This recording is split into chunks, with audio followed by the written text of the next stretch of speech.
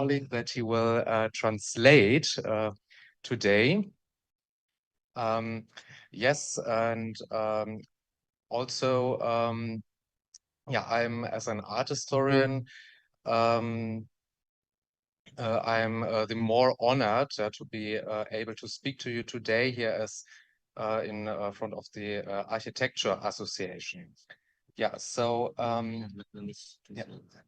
Ok, xin chào tất cả mọi người và rất là cảm ơn đã mời tôi đến cái buổi chia sẻ ngày hôm nay. Và tôi xin được giới thiệu tôi là một chuyên gia nghiên cứu về nghệ thuật. Yeah, so today's lecture combines the two areas of my work, namely architecture, the classes on architectural history at VGU and also Anhalt University in Dessau, and also my work at the Leipzig Museum of Fine Arts, where I am working on a research project on the Dutch painter Rembrandt. Ờ, thì cái buổi chia sẻ ngày hôm nay nó sẽ bao gồm hai cái lĩnh vực mà tôi đang hoạt động. Thứ nhất đó là cái lĩnh vực giảng dạy lịch sử kiến trúc tại trường Đại học Việt Đức và trường Đại học Khoa học ứng dụng Anhalt ở Dessau, Đức. Và đồng thời nó cũng cái khía cạnh làm việc thứ hai của tôi là tôi đang làm việc tại tại Bảo tàng Mỹ thuật Leipzig và đang nghiên cứu về các tác phẩm của một họa sĩ Hoa Hà Lan tên là Rembrandt. Yeah, in the first part of my lecture, I would like to address the historical development of museum architecture. And the focus is on art museum because these were essentially the first museums. And this is the reason why this lecture is specifically focused on the area of art museums. Và cái phần đầu tiên của cái bài thuyết trình ngày hôm nay á, là tôi muốn đi vào cái lịch sử phát triển của kiến trúc bảo tàng và tập trung vào cái bảo tàng nghệ thuật bởi vì đây là cái nền tảng của những cái bảo tàng những công trình bảo tàng đầu tiên. Yeah, and in the second and also the third part of this lecture, I will talk about the general characteristics of museum architecture, the museum as a contemporary building task, and explain this using the example of the Leipzig Fine Arts Museum. And also, I would like to contextualize this contemporary museum architecture by showing some other examples which are relatively close related to the Leipzig Fine Arts Museum.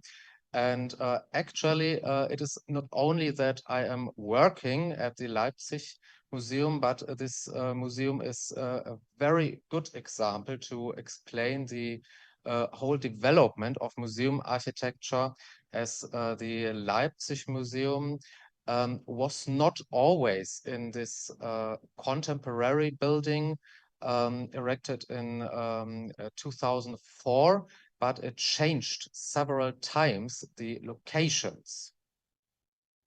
À, cái phần thứ hai của cái bài thuyết trình hôm nay là tôi muốn tóm gọn lại những cái đặc trưng của bảo tàng kiến trúc mà trong đó nhấn mạnh ở cái bảo tàng mỹ thuật Leipzig, bởi vì bảo tàng mỹ thuật Leipzig nó không chỉ là một cái ví dụ điển hình về kiến trúc bảo tàng đương đại mà nó còn có một cái lịch sử rất là thú vị, đó là mọi người biết đến nó là một bảo tàng mỹ thuật đương đại từ năm 2004, nhưng mà thực ra trước đó nó đã được xây dựng, thay đổi, rebuild rất là nhiều lần.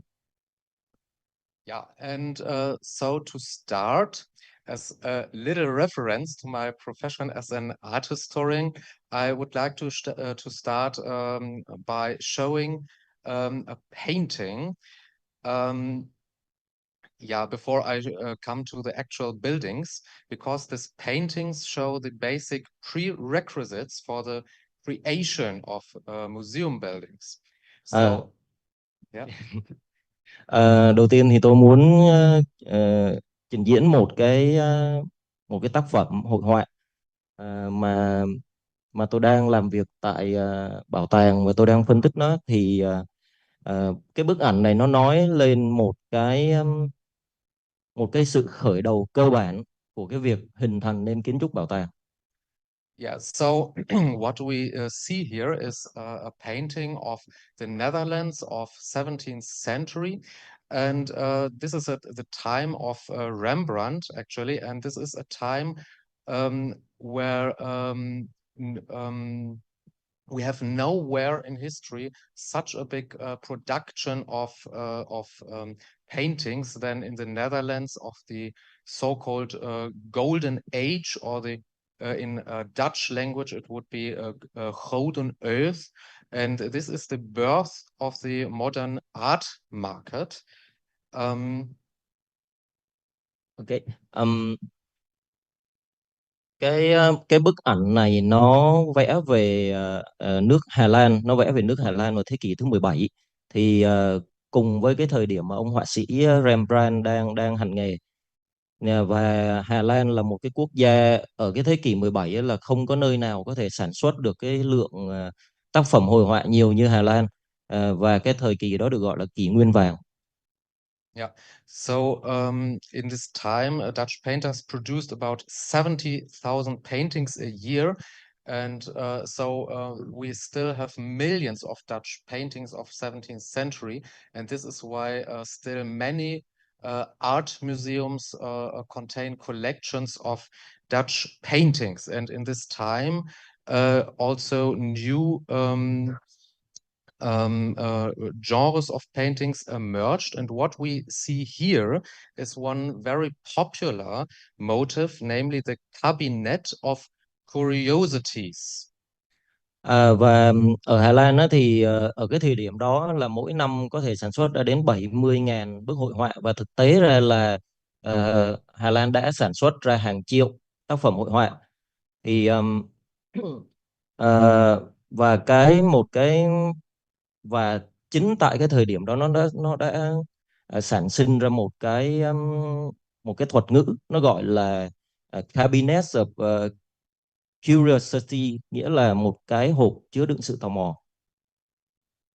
Yeah, so this painter, Franz Falken, he comes from Antwerp, which is in contrast to the northern Netherlands, not a republic, but it belonged to the domain of the Spanish monarchy.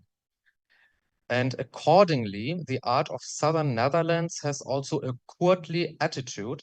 This is exactly what we see in these pictures. It was popular among European nobles and rulers since 14th and 15th century, and throughout the whole Baroque era, to create so-called cabinets of curiosities, where art and rare objects were shown side by side. Cái bức ảnh của Franken ở phía trên màn hình á, thì đến từ miền Nam của Hà Lan, và trái ngược với miền Bắc thì miền Nam lúc đó nó chưa có độc lập, mà nó đang bị Tây Ban Nha, là thuộc địa của Tây Ban Nha. Thì với cái nền mỹ thuật miền Nam ở Hà Lan thì nó mang một cái phong cách là lịch sự hơn miền Bắc, và ờm, và nó rất là nổi tiếng trong cái giới quý tộc và cai trị của thế kỷ 14, 15, ờ, ở cái thời kỳ Baroque.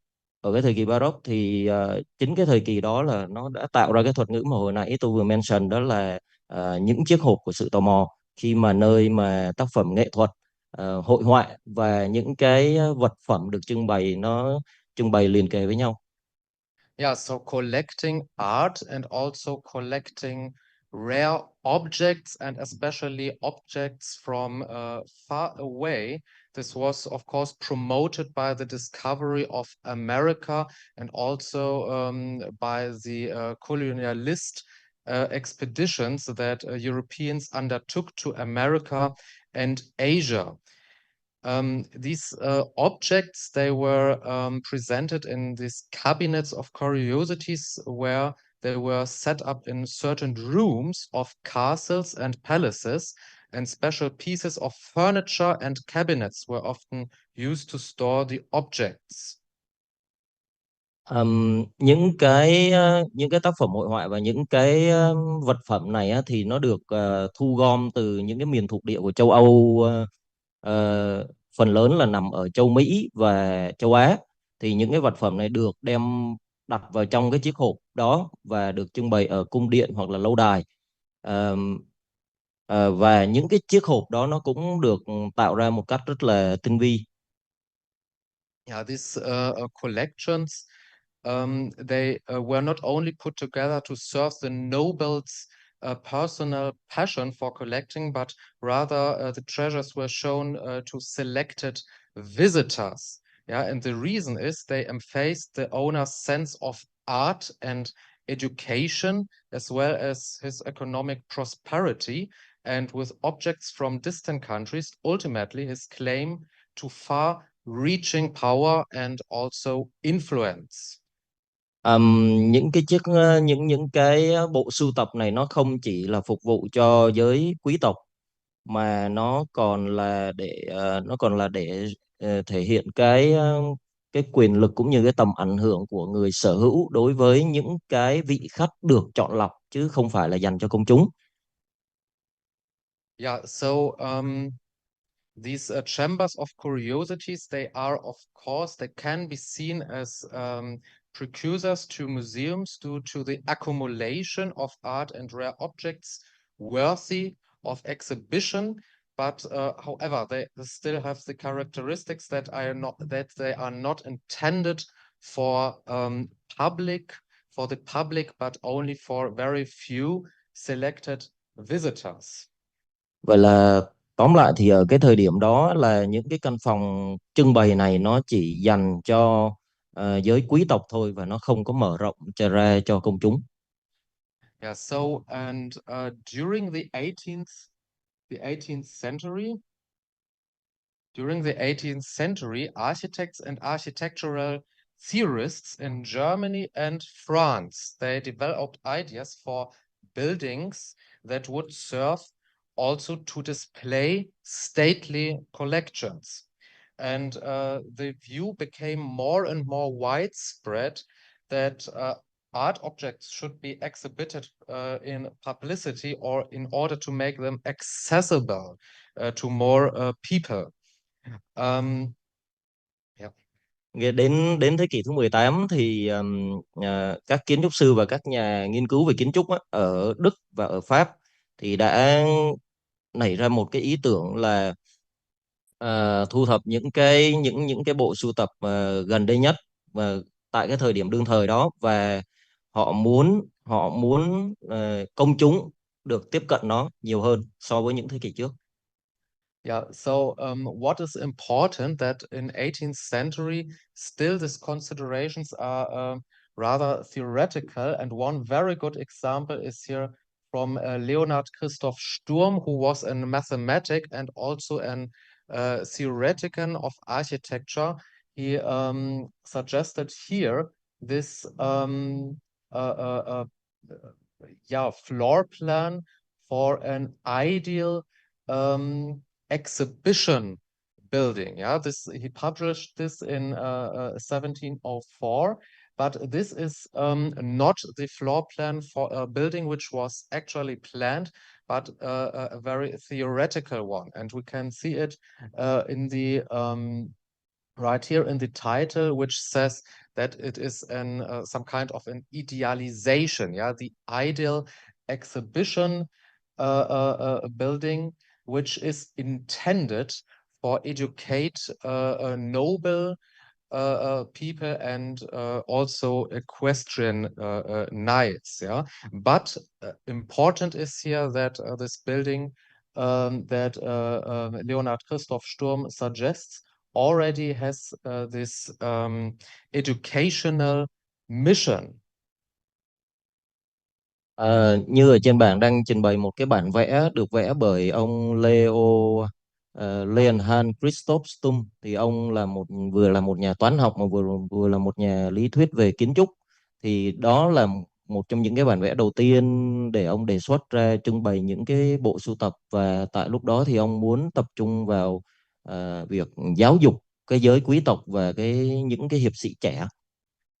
Yeah, and important is here so that we have here the floor plan of the building next to a garden site. So Leonhard Christoph Stumm suggests that such an exhibition building needs to be placed next to a garden site so that the people also can go outside and yeah, thinking of what they have seen in these rooms, but very important, and this is also due to this theoretical character, is that the rooms, they are not in this considerations here dedicated to special objects. They only have the title here marked by these numbers for groups of objects like coins, paintings, or objects from nature, yeah, objects from nature. Và một cái điểm thú vị của ông Stum này, ông đề xuất đó là những cái phòng trưng bày nó nên nằm gần, nó nên nằm nó nên có một cái khu vườn rộng ở phía trước, để cho những cái du khách họ tới, họ sau khi họ tham quan ra, họ có thể ra ngoài và họ suy nghĩ về những gì mà họ vừa được xem. Và trên cái mặt bằng á, thường thì nó được đánh số, và những cái số này nó chẳng qua chỉ là để chú thích là cái phòng đó nó trưng bày về những cái bộ sưu tập về đồng xu, hay là về hội họa, về những cái tác phẩm điêu khắc khác. Yeah, so and the following explanations, they are dedicated to descriptions of the size for special rooms and individual aspects like lighting, so that rooms for paintings, they need to be lit by larger windows, or rooms for the exhibition of coins, they need to be smaller to give some kind of intimate atmosphere where people could study the coins. Thì và kế tiếp nữa là ngoài cái việc có cái garden đó, thì trong cái phòng trưng bày nó cũng phải có những cái cửa sổ, nó có những cái cửa sổ để lấy sáng một cách hợp lý hơn tùy vào cái vật phẩm trưng bày. Ví dụ như để trưng bày đồng xu hay là trưng bày cửa sổ thì nó có những cái kích thước cửa khác nhau.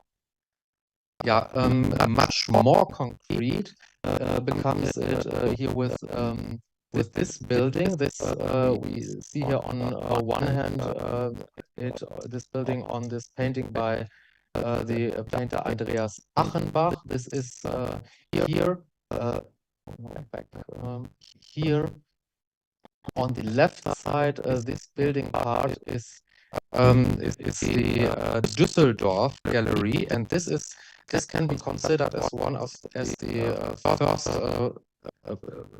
museum buildings that were built, yeah, in 18th century, next to the Düsseldorf Palace, and also to the Düsseldorf Art Gallery, which we can see in the right side. This Düsseldorf Gallery is not has not come down to us, because two wings of this building here we can see the floor plan and also the section. Two wings burned down, and what is still remained is not preserved in the original condition. Okay, can you come back to the first slide? Yes. Đây là một tấm ảnh vẽ bởi ông Achenbach. Thì như quý vị thấy ở bên tay trái đó là cái phòng trưng bày Düsseldorf, và nó kế ngay một cái Düsseldorf cung điện Düsseldorf Palace. Rồi. Next slide, please. Và như hai cái cánh gà hai bên thì nó có một cái mặt cắt để minh họa. Yeah, so this Düsseldorf Gallery belonged to one notorious art collector, to the Elector Count Johann Wilhelm, and also to his wife Anna de Medici. Yeah, and this was a couple that were very much dedicated to art, and they put together a collection of basically Italian and Dutch paintings. Yeah, and this dedication to art is not surprising, as Anna de' Medici, yeah, belonged to this family, to this famous Medici family. She was the daughter of Cosimo III, one of the big patrons for art. And yeah, what is also important about this picture gallery that and this is also the reason why we have here this copper etchings that show us the section and also the floor plan. And also here this lithographic etching here about the interior is that catalogs and guides about this art gallery were already published. Cái công trình này thì nó cũng không phải là một cái nhà trưng bày dành cho public đâu, mà nó là dưới sự sở hữu của ông Wilhelm và vợ là Anna de Medici. Thì hai vợ chồng gọi như là rất là cống hiến trong cái việc đi thu thập các bản vẽ, các tác phẩm nghệ hội họa từ nước Ý và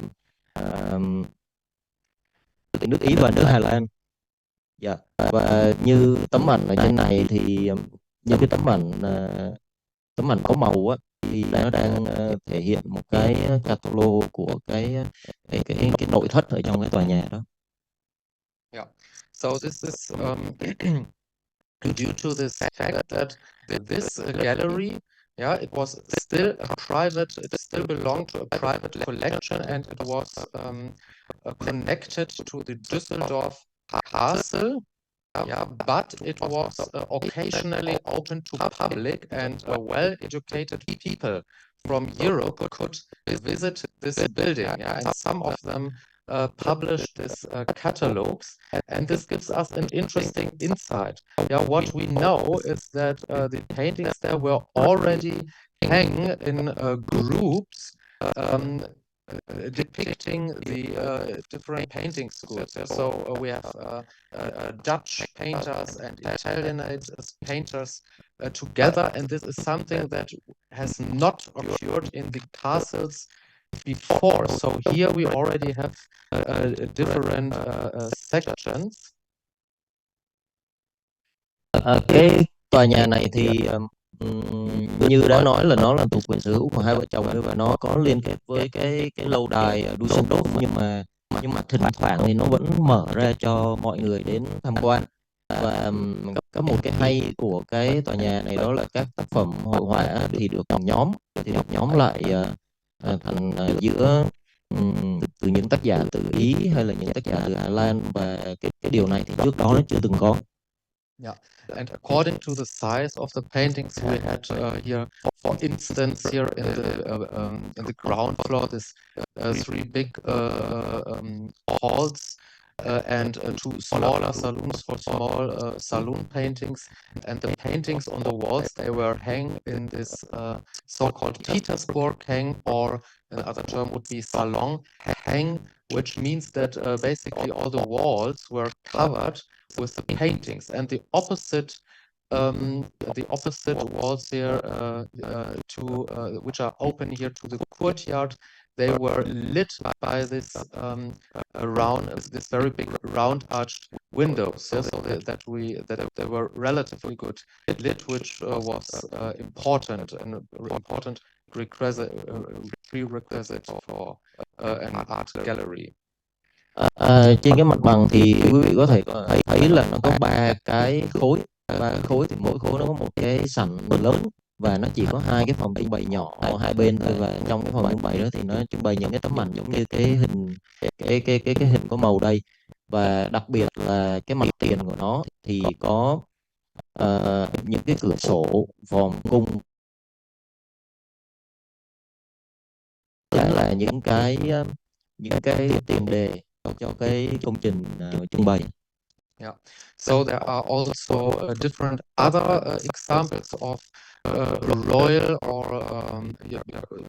noble collections. So one famous one is also in Kassel, And then, of course, when we are considering royal art collections, maybe the most famous one is, of course, the Louvre, which was then opened in 1793 to public. Yeah, but I chose this example because this is maybe not so well known, like the Louvre, and this is the earliest example.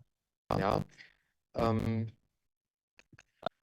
Có thêm một cái ví dụ nữa mà không có trình bày ở trên đây, đó là một cái phòng trưng bày khác ở Đức, ở thành phố Kassel.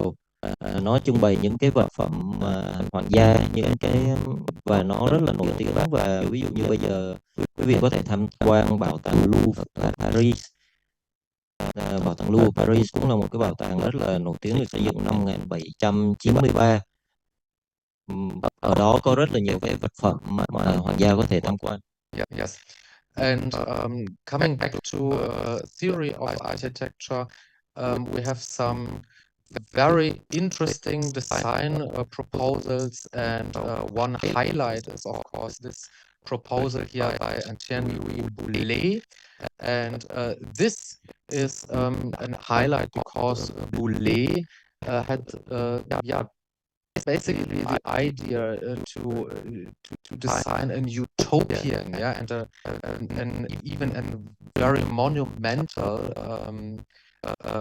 museum building, which is dedicated to nothing less than the whole people in France. Yeah, and we have here this floor plan, which is shows basically a Greek cross, so a central planned building. Đây là một cái ví dụ về một cái bảo tàng bởi ông Boulez. Thì đây là một cái bảo tàng rất là kỳ vĩ thời điểm bây giờ, và cái đặc trưng của nó là nó có một cái chữ thập rất là La Mã ở trên cái mặt bằng đó. Yeah, and in the center of this